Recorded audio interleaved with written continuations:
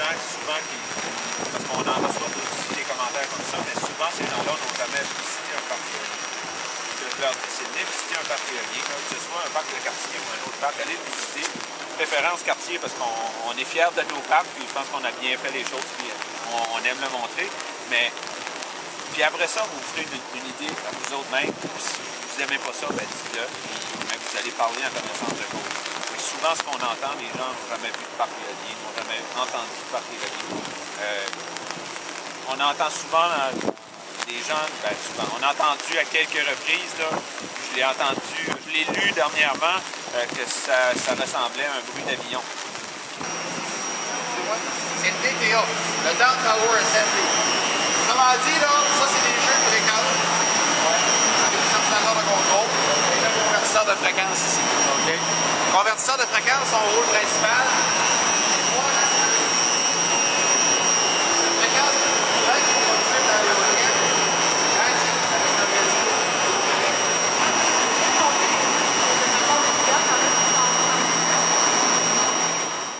La production d'énergie, c'est des choses qui sont très automatisées. Les pics d'emploi, c'est vraiment durant la construction.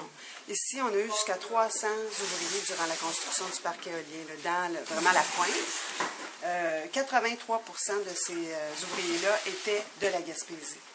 C'est vraiment au moment de la construction qui est le temps fort pour les emplois. Ensuite de ça, pour un parc de cette taille-là, on a environ une dizaine de personnes. Ici. L'énergie est acheminée, comme je vous disais tantôt, à 34,5 kV. Ouais.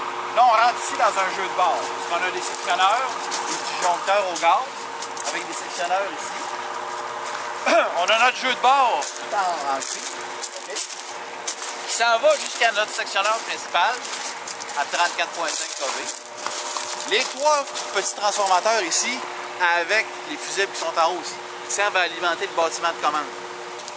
Le transformateur de mise à terre sert à la référence à la terre pour permettre de lire le courant, évidemment.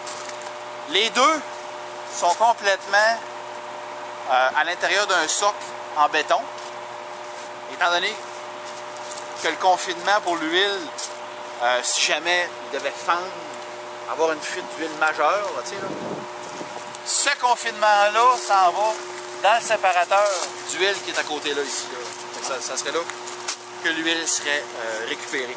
Si on élève la tension jusqu'à 230 kV pour s'en aller sur le réseau d'Hydro-Québec, ça c'est un circuit dédié au poste de Baie-des-Sables qui part de Rimouski, mais enfin qui est dédié à l'énergie éolienne. Donc, lui en 2012, il doit être poursuivi ce circuit-là par Hydro-Québec pour aller chercher l'énergie qui va être produite par Méchain, Gros-Morne, Montagne-Sèche.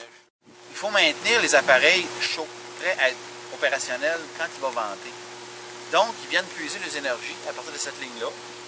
Autrement dit, c'est comme si on avait un compteur qui fonctionnait des deux côtés. Donc là, vous recevez quand il n'y a pas de vent, on consomme, puis quand quand il y a du vent, on produit.